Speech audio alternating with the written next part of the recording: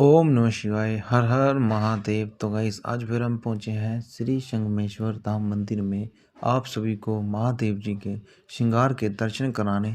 तो चलते हैं गाइस, महादेव जी के श्रृंगार के दर्शन करते हैं और आप भी कीजिए। ओम नमः शिवाय, हर हर महादेव। तो गाइस आप सब महादेव जी के श्रृंगार के दर्शन कर सकते हो। देख सकते हो कि आज का जो श्रृंगार है वो फलों के साथ, फूलों के साथ किया गया है और कितने प्यारे और सुंदर दिखाई दे रहे हैं महादेव जी।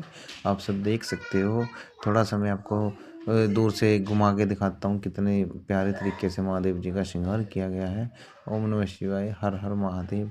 तो गाइस आप सभी को ये श्रृंगार के दर्शन करना कितना अच्छा लगता है आप मेरे को कमेंट में ज़रूर बताएं और मेरी वीडियो को लाइक कीजिए, शेयर कीजिए, फॉलो कीजिए, ताकि मैं आप सभी को महादेव जी के हर रोज़ ऐसे ही दर्शन करा सकूं।